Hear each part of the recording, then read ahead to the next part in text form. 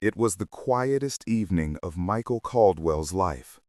The kind of silence that doesn't soothe you, it suffocates you.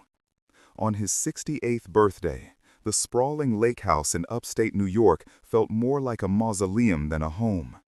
The candles on his untouched cake had melted into small pools of wax. Outside, the wind whispered through the pines, and inside, the only sound was the faint ticking of the grandfather clock, marking every second of absence. Michael stared at his phone on the mahogany table beside him. No calls, no messages, no voice. He had spent his entire life building everything: a steel manufacturing company that bore his name, a legacy worth over $40 million, and a family he thought would stand on that legacy with pride. But that evening, he realized he had built something else: entitlement. He picked up the phone, his fingers trembling slightly. After a moment of hesitation, he typed a short message to his only son, Ethan. "Just wanted to say I'm proud of you. Hope you both are doing okay." He hit send. A small sigh escaped his chest. Maybe that was enough to start a conversation. Maybe his son would remember that family mattered more than business dinners and social media charity galas. A minute passed. Then his phone buzzed. For a moment, Michael smiled. But the smile froze halfway as he read the message. "We need some distance, Dad. Please stop contacting us." 2 sentences. No explanation, no apology. Just a wall. And then below the message, a small icon appeared, a red heart, liked by Sophie Caldwell, Ethan's wife. The silence after that felt different. It wasn't empty, it was electric. Something inside Michael snapped, not in anger, but in clarity. He set the phone down, stood up, and walked toward the window. The reflection staring back wasn't that of a broken old man. It was the face of someone who had finally understood a brutal truth. He had mistaken kindness for connection, and they had mistaken generosity for weakness. That night, Michael didn't drink or cry. He simply went to his study, opened the old black leather folder labeled Caldwell Family Trust, and stared at the documents inside. His name was printed at the top, grantor and trustee. Ethan and Sophie Caldwell, primary beneficiaries. He closed the folder slowly and whispered to himself, "That's about to change." The next morning, he drove into the city. The highway curved along the Hudson, the skyline glittering like nothing had changed. But for Michael, everything had. He parked in front of a tall glass building, Rivers and Blake attorneys at law. Inside, the scent of leather and old money filled the air. His lawyer, Daniel Rivers, a sharp man in his 60s, stood to greet him. "Michael," Daniel said softly, "I didn't expect to see you today. Everything all right?" Michael's voice was steady, almost too calm. "It's time to make some changes to the family trust." Daniel studied his old friend for a moment and then simply nodded. "Tell me what happened." Michael handed him his phone. The message still glowed on the screen. Daniel read it once and sighed. "I always warned you, Mike. They stopped seeing you as a father a long time ago. You're just an open account to them now." "I know," Michael replied, "and I'm closing it." For the next hour, the 2 men worked in silence. Clause by clause, signature by signature, the old trust began to die. The penthouse lease terminated. The $25,000 monthly allowance canceled. Every credit card guaranteed by the Caldwell Trust deactivated. Daniel looked up once and said quietly, "This will destroy them, you know." Michael smiled faintly. "Then maybe they'll finally learn what it means to build something." Meanwhile, in Manhattan, Ethan and Sophie Caldwell sat at a high-end restaurant overlooking Central Park. Sophie was busy taking pictures of her truffle pasta for her followers, while Ethan ordered a $900 bottle of wine without glancing at the price. When the bill came, Ethan handed over his black titanium card with a smirk. "Keep the change," he said, like he always did. But this time, the waiter didn't smile. "I'm sorry, Mr. Caldwell. The card has been declined." Ethan frowned. "Run it again." The waiter nodded, did so, and returned moments later. "I'm afraid it's still being declined, sir." Sophie looked up sharply. "Try the platinum card," she said, her tone sharp with irritation. Declined. She pulled out her own sapphire card. Declined. A thin silence fell over the table, the kind that draws the attention of every other diner around you. Sophie's cheeks flushed with embarrassment. "This must be a mistake," Ethan muttered, already pulling out his phone. He dialed his father's number, straight to voicemail. He tried again, straight to voicemail. He texted, "Dad, something's wrong with the cards. Call me." The message turned green. Then a red warning appeared. Message not delivered. And that's when it hit him. He'd been blocked. That was only the beginning. Because Michael Caldwell wasn't just cutting them off financially. He was teaching them what silence costs. When you cut off someone's privilege, you don't destroy them. You just show them who they really are. Ethan Caldwell sat frozen at that restaurant table, staring at the phone in disbelief. His wife Sophie's face had turned pale beneath layers of designer foundation. The waiter stood awkwardly, still holding the leather bill folder like a silent executioner. "This is ridiculous," Ethan said finally, his voice low and trembling with a mix of confusion and humiliation. "Run it again. It's my father's account. Everything's automatic." The waiter gave a small, polite nod. "I'm sorry, sir, but the system shows the account is closed. Perhaps you could try another form of payment." That sentence hit like a punch. Account closed. The words repeated in Ethan's mind as if they'd been branded there. Sophie leaned closer, her voice sharp. "Ethan, pay the bill. People are staring." "I'm trying," he hissed. She sighed dramatically and dug through her handbag, pulling out a slim designer wallet. "Here, try mine." Her card met the same fate. Declined. Twice. Now there was no pretending. The perfect couple, the one with the curated lives, the charity events, the vacation photos, were just two broke people sitting in a luxury restaurant they couldn't afford. Sophie's hand started to shake.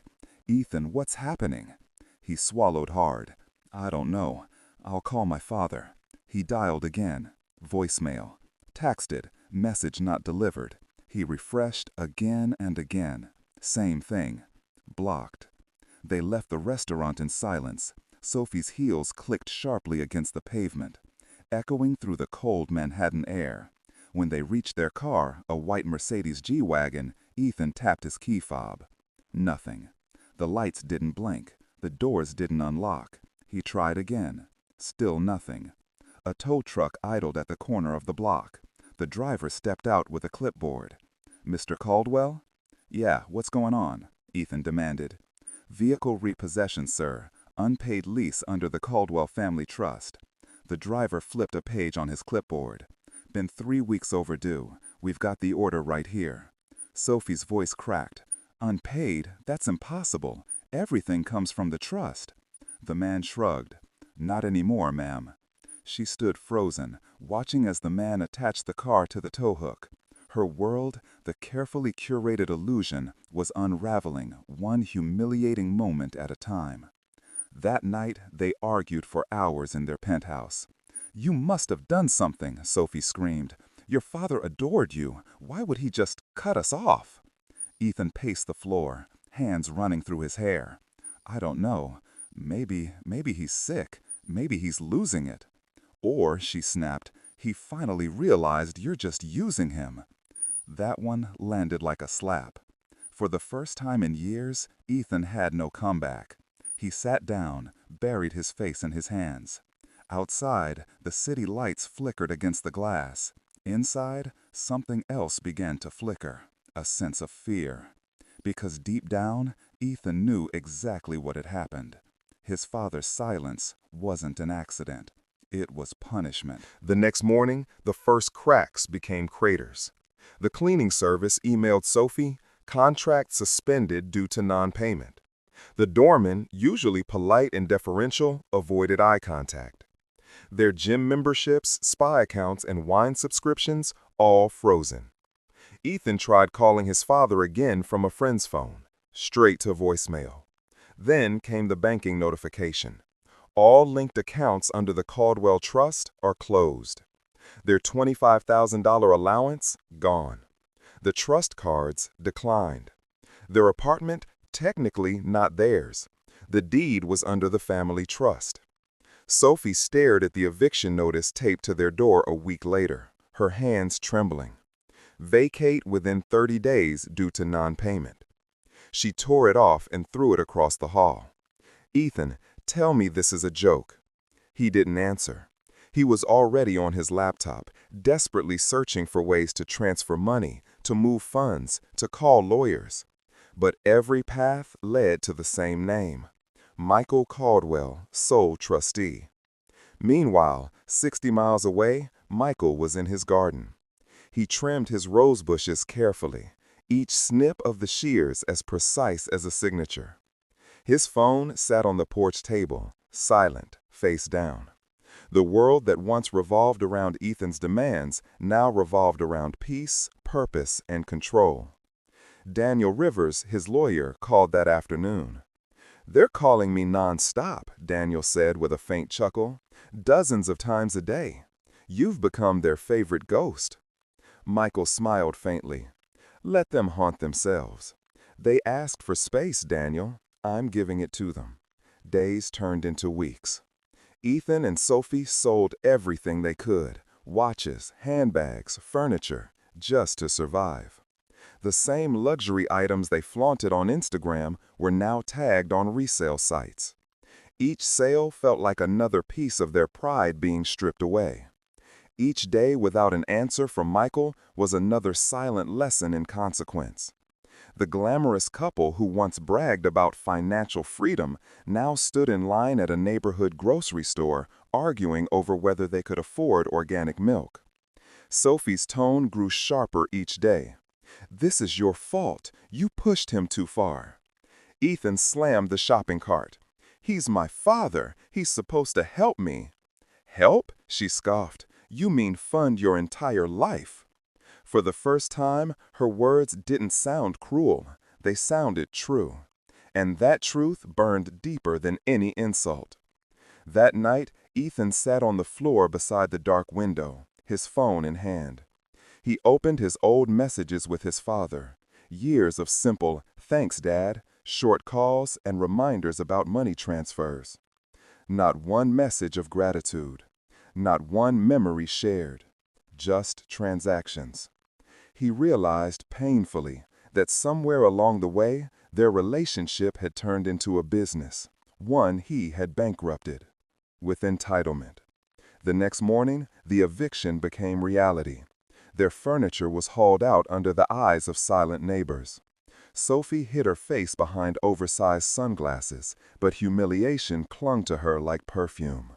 When the landlord's assistant handed Ethan the final document, she said politely, "Mr. Caldwell, please leave the keys. The property belongs to the Caldwell Trust." That phrase again, the Caldwell Trust. It was like a ghost haunting every corner of their downfall. As the elevator doors closed behind them for the last time, Sophie whispered, "What now?" Ethan looked down at the floor, defeated. There's only one thing left to do. Hours later, a black sedan rolled through the gates of Lakehurst, Michael Caldwell's private estate. Security cameras followed it silently. Inside, Ethan gripped the steering wheel so tight his knuckles went white. Sophie sat beside him, eyes red but unbroken. "He can't ignore us in person," Ethan said, his voice low, trembling with anger and desperation. "He has to talk to me." They parked outside the tall iron gates. Ethan slammed the intercom button. "Dad, it's me. Open the gate. We need to talk." No response. He pressed it again. Then again, and again. Silence. Sophie started crying. "He's really not coming, is he?" Ethan's jaw clenched. He stepped out of the car, shouting through the bars. "Dad, please, you can't just lock us out like this. We're your family." From somewhere deep inside the property, faint music floated through the air, a classical cello suite. Michael Caldwell was in his rose garden, pruning in peace, a faint smile on his lips. The intercom blinked once, then turned off completely. The long, black sedan sat idle outside the wrought iron gates of Lakehurst Estate, its headlights cutting faint lines through the mist. Ethan Caldwell slammed his hand on the intercom again. "Dad, I know you can hear me. Open the damn gate." His voice cracked through the cold air, but there was no response. Only the faint echo bouncing off the stone walls and the rhythmic hum of cicadas beyond. Beside him, Sophie sat in the passenger seat, her eyes wet but angry. "This is insane," she muttered. "He's humiliating us, like we're nobodies." Ethan turned toward her, jaw tight. "He's trying to teach us a lesson. That's what this is." Sophie's lips curled in bitterness. "Congratulations, Professor. Lesson learned." She got out of the car, slamming the door. Her heels crunched against the gravel as she stormed toward the gate. She pressed her face to the bars, scanning the massive estate beyond. Rolling lawns, trimmed hedges, and in the distance, a garden bathed in golden evening light. And there he was, Michael Caldwell, bent over a rosebush, pruning shears glinting in his hand. Calm, steady, peaceful. He wore noise-canceling headphones, his movements deliberate, precise, like the world outside didn't exist. Sophie's breath hitched. "He's right there." Ethan followed her gaze, his heart pounding. He ran to the gate, gripping the cold metal bars. "Dad," he shouted, "it's me, Ethan." No response. The man didn't even flinch. He cut a rose, turned it in his fingers, and placed it gently in a wicker basket beside him. "Dad," Ethan shouted again, louder this time. "Please, we just need to talk." Still nothing. The father continued tending his roses as though the desperate figures at the gate were invisible. Ethan's voice broke, turning from anger to pleading. "Dad, please, I don't know what to do anymore." The only reply was the faint snip of garden shears. 10 minutes passed before a black SUV rolled quietly down the driveway. The estate's private security. A tall man stepped out, Marcus Grant, the head of security, calm but firm. He approached with slow, measured steps. "Mr. Caldwell," he said politely, "you've been asked to leave the property." Ethan turned on him, anger flaring. "We're not trespassers. That's my father's house." Marcus didn't blink. "Sir, I have explicit instructions. You're not permitted entry without an appointment. You need to leave." Sophie crossed her arms, her voice dripping with contempt. "An appointment? With his own son?" Marcus didn't respond. He simply waited, his expression unreadable. Behind him, Michael continued pruning roses, unbothered, serene. Ethan looked at the man he used to idolize, the one who had taught him how to ride a bike, how to shake a man's hand, how to close a deal. And for the first time, he realized his father wasn't angry. He was finished. Ethan's shoulders sagged. "Please, just tell him I'm sorry." Marcus nodded once, his voice neutral. "I'll let him know." He stepped aside, gesturing toward their car. "You should go now." Ethan hesitated, then turned back for one last look. Michael had picked a crimson rose, the richest color in the garden. He trimmed it gently, brought it to his nose, and inhaled the scent. Then, with slow precision, he placed it in the basket beside him. The symbolism was devastating. He was pruning his garden. He had simply decided which parts no longer belonged. The drive back to the city was silent. Sophie stared out the window, tears running down her face, but not from sadness, from fury. "I can't believe this," she whispered. "He's just cutting us out like weeds." Ethan said nothing. His knuckles tightened around the steering wheel. His reflection in the windshield looked older, emptier. He wanted to scream, but the truth echoed in his mind louder than any words. His father wasn't cruel. He was right. That night, back in their empty apartment, Sophie couldn't take it anymore. "I can't live like this, Ethan. No money, no home, no plan. What are we supposed to do?" He looked at her. "We start over." She scoffed. "Start over? Doing what?" Ethan exhaled. "Whatever it takes." It was the first honest sentence he had spoken in years. Across the state, Michael sat by the window of his study, watching the moonlight fall across the garden. The same garden where he had quietly ended a war without raising his voice. His phone sat beside him, buzzing with unanswered calls from numbers he didn't recognize. He ignored them all. For the first time in decades, the silence felt peaceful, earned. He opened a worn photo album. Inside, a picture of Ethan as a little boy, grinning, covered in dirt, holding a small wooden birdhouse they'd built together. Michael traced the image with his thumb. "I gave you everything," he whispered. "Now I'm giving you what I never had, consequence." He closed the album gently. The morning after their visit to Lakehurst, Ethan Caldwell woke up to silence. Not peaceful silence, the kind that creeps through the cracks of your life and reminds you how empty it's become. Their once luxurious penthouse was nearly bare now. The marble counters were empty. The art that used to hang proudly on the walls had been sold weeks ago. Even the grand piano Sophie never learned to play had vanished, traded for a few more weeks of groceries. Ethan sat at the edge of the bed, scrolling through his phone. No missed calls, no replies, no lifelines. Sophie stirred beside him. Her voice was hoarse.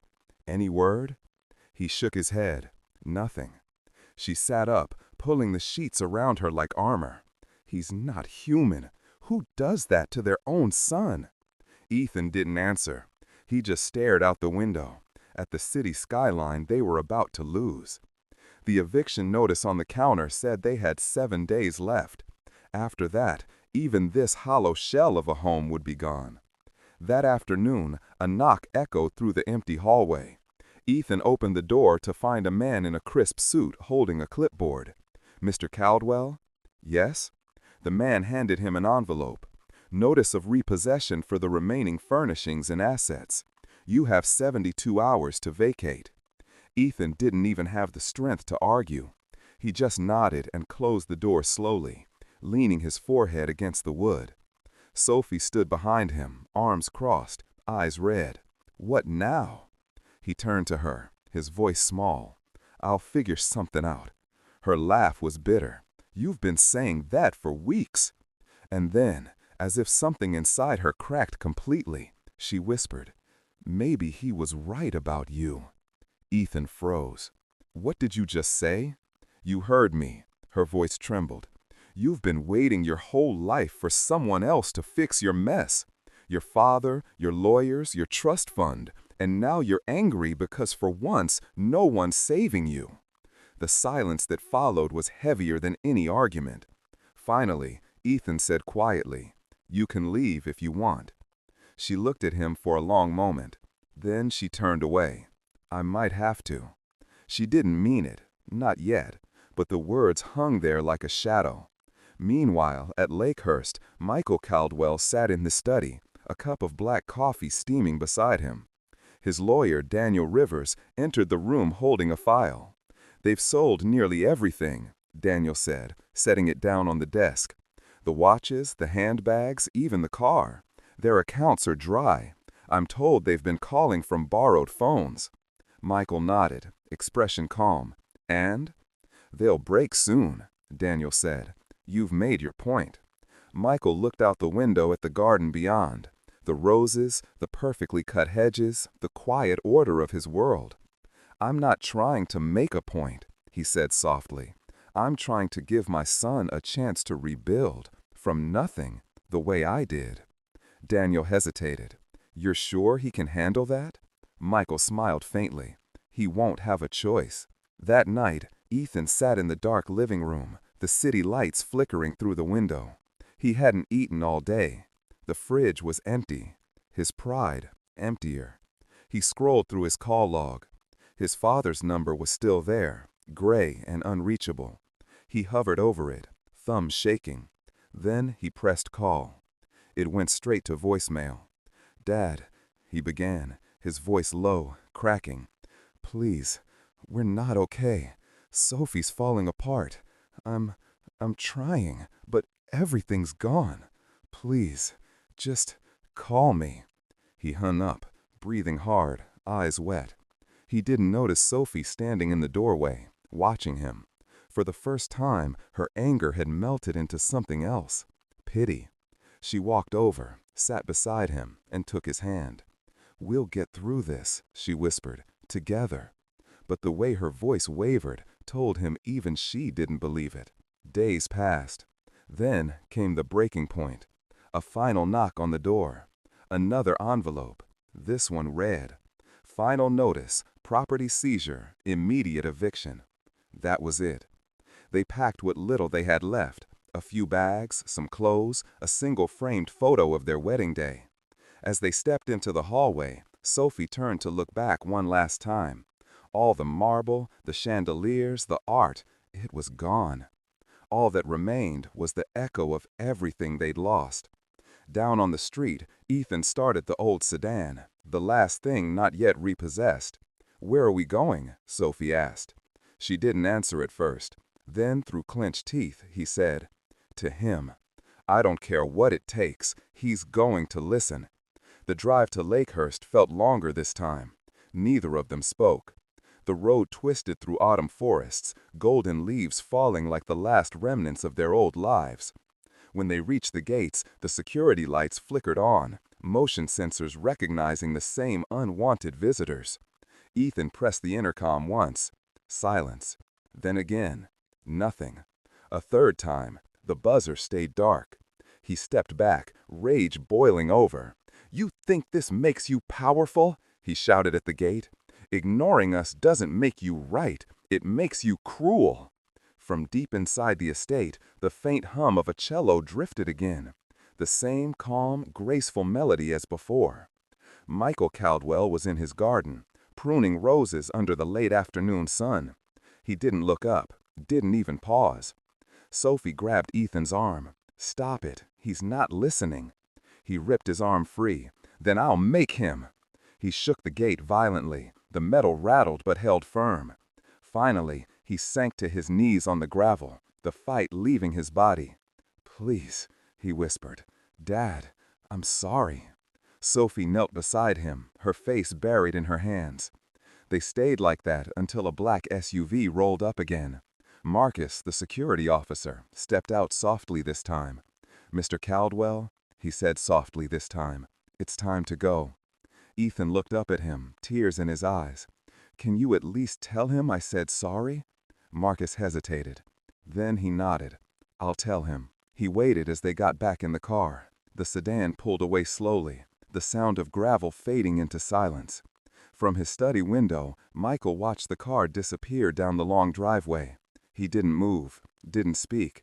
Then, after a long while, he picked up the phone and called Daniel Rivers. "Daniel," he said quietly, "prepare the documents. It's time for the final meeting." Daniel paused on the other end. "You're sure?" Michael's voice was steady. "Yes. I've shown him what silence feels like. Now, he'll learn what legacy means." He hung up the phone, looking out over the rose garden bathed in moonlight. One crimson bloom caught his eye, the same one he'd cut that afternoon. He placed it gently in a glass vase. It was time to close the circle. 3 days after their failed visit to Lakehurst, Ethan and Sophie Caldwell were living out of suitcases in a small rented apartment above a laundromat. The hum of washing machines below filled their nights, a constant reminder of how far they had fallen. They had stopped talking much. Meals were quiet. Hope was thinner than the coffee they could barely afford. Then one morning, an email arrived. Subject: Meeting regarding Caldwell Family Trust. From Rivers and Associates. To Ethan and Sophie Caldwell. Dear Mr. and Mrs. Caldwell, On behalf of our client, Mr. Michael Caldwell, you are invited to attend a meeting to discuss the future of the Caldwell Family Trust. The meeting will take place at our Manhattan offices on Friday at 10 a.m. sharp. Please confirm your attendance. Sincerely, Daniel Rivers, Managing Partner, Rivers & Associates. Sophie gasped. He wants to talk. Ethan's heart began to race. He finally came to his senses. She grabbed his hands. This is it, Ethan. He's forgiven us. He's probably realized he went too far. Ethan nodded, but a part of him wasn't sure. Still, it was something, a crack of light in the dark. Friday morning arrived gray and cold. Ethan wore the only suit he hadn't sold, slightly wrinkled but still decent. Sophie put on her best remaining dress, painted on a confident smile, and said, "We'll walk out of there with our lives back." They arrived 15 minutes early. The office of Rivers & Associates was sleek, modern, intimidating. Glass walls, dark wood, and silence thick enough to choke on. The receptionist looked up. "Mr. and Mrs. Caldwell, Mr. Rivers will see you shortly." Ethan nodded, his palms sweating. Sophie squeezed his hand under the table. Then the door opened. "Mr. and Mrs. Caldwell," said Daniel Rivers, his tone polite but distant. "Right this way." He led them down a long hallway to a large conference room overlooking the city skyline. At the far end of the table sat Michael Caldwell, the man they hadn't seen in months. He looked composed, clean suit, calm expression, the kind of calm that comes from absolute control. "Dad," Ethan said, his voice cracking slightly, "thank you for—" "Sit down," Michael said quietly. The tone wasn't harsh, but it cut straight through him. They obeyed. The silence in the room was unbearable. Daniel took his place beside Michael, setting a thick leather-bound folder on the table.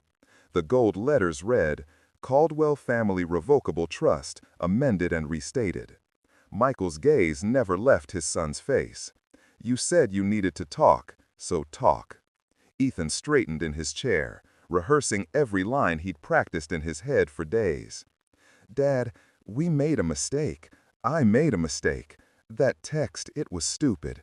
We were under pressure, and I said things I didn't mean. We both did."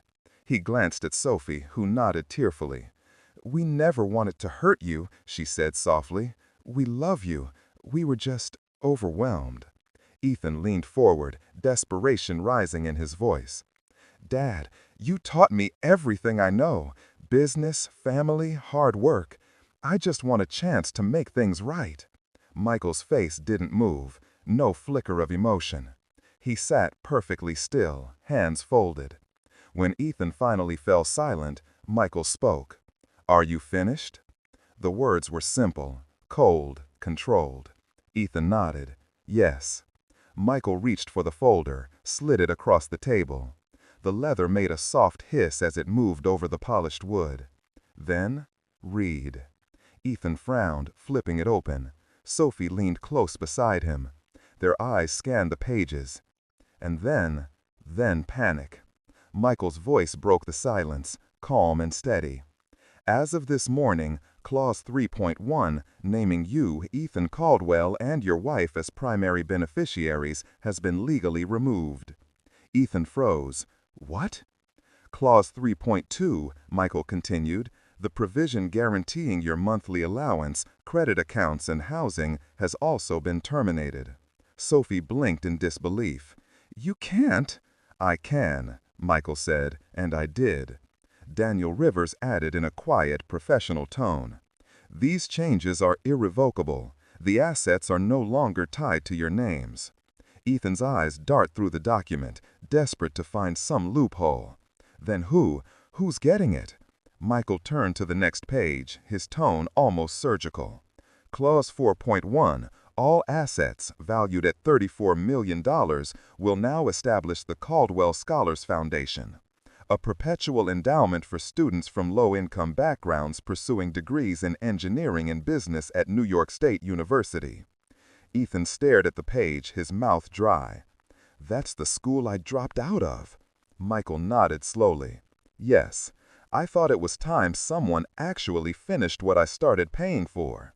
Sophie's voice trembled. So you're just giving it all away? Everything?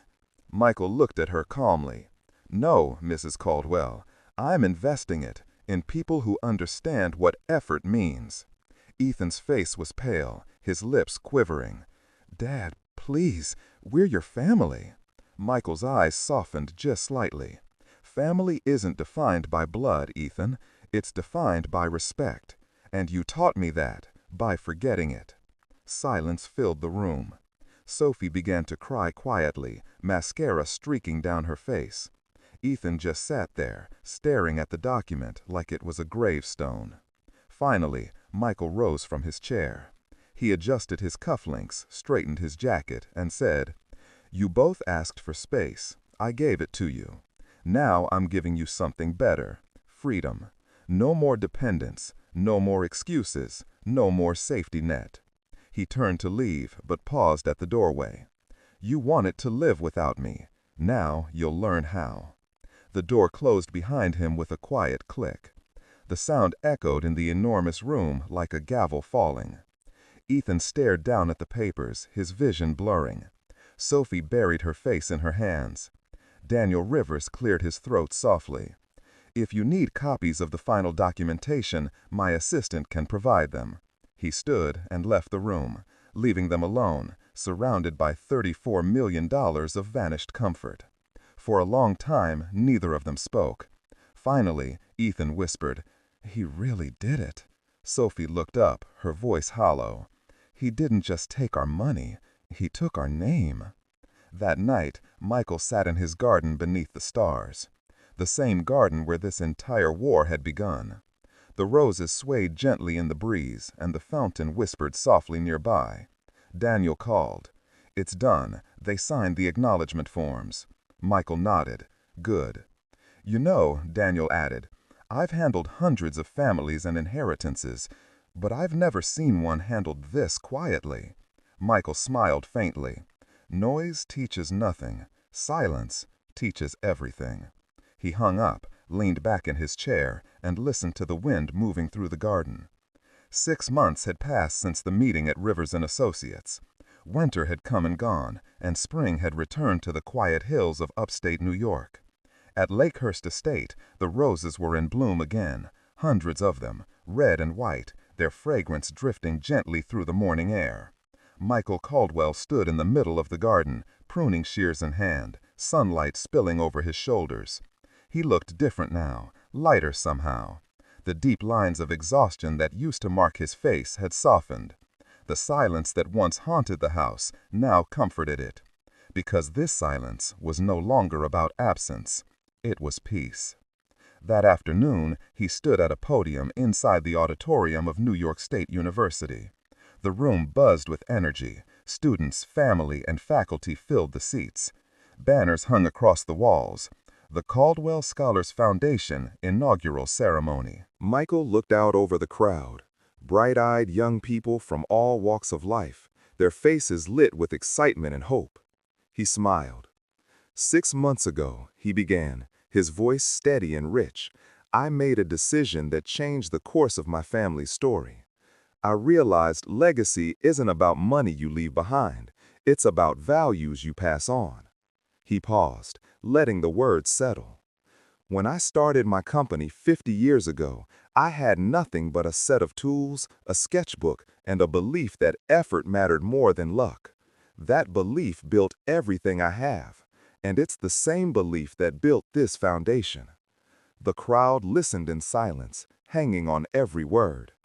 This scholarship is for those who know what it means to start from the bottom, who refuse to wait for someone else to hand them a future.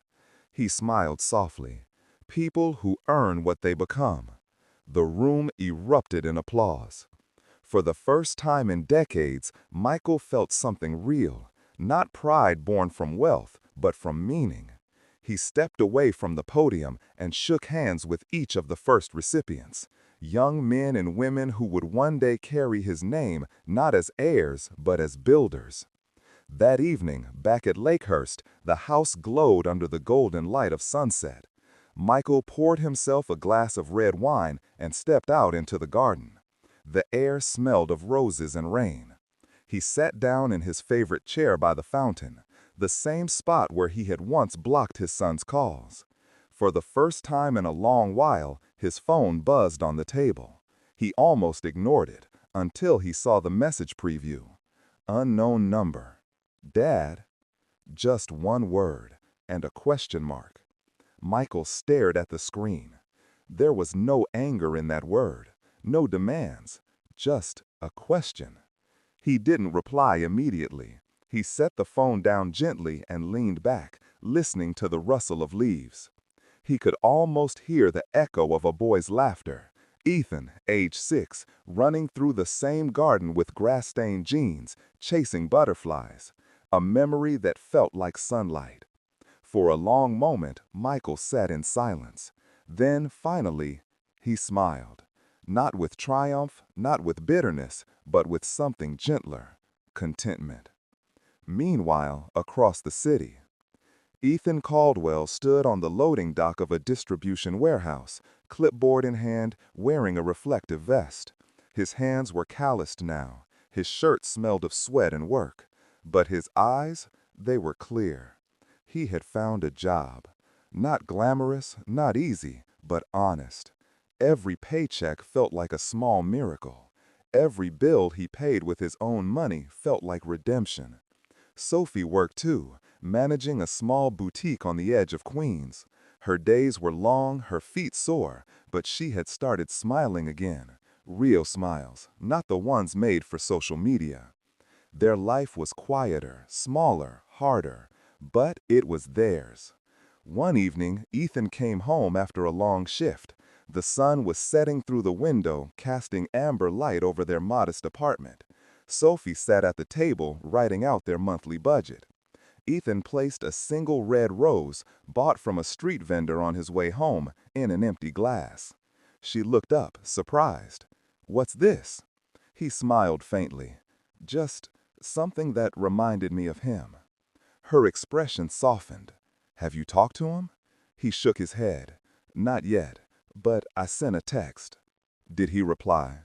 Ethan looked at the phone on the counter, screen still blank. "No," he said quietly, "but maybe one day." He sat beside her, took her hand. "For now, we'll just keep going, like he wanted." Back at Lakehurst, Michael watched the stars blink into existence above the garden. He picked up his phone, looked at that single unread message again. Then, slowly, he typed, "Proud of you." He hovered his thumb over the send button, then stopped. He smiled softly, turned the phone face down again, and whispered, "Not yet. He needs the silence a little longer." He looked out across the moonlit garden, where the roses swayed gently in the evening breeze. Each bloom had been cut and pruned with care, shaped not by chaos, but by patience. And in that moment, Michael Caldwell understood something profound. He hadn't just taken revenge. He had rebuilt a legacy, one that would live on in others, and maybe, one day, in his son, too. As the night deepened and the music of the world faded to quiet, Michael leaned back, closed his eyes, and let the silence wash over him. This time, it wasn't the sound of loss. It was the sound of peace. If you enjoyed the entire video, please like the video and subscribe to the channel to stay tuned. Thank you for watching.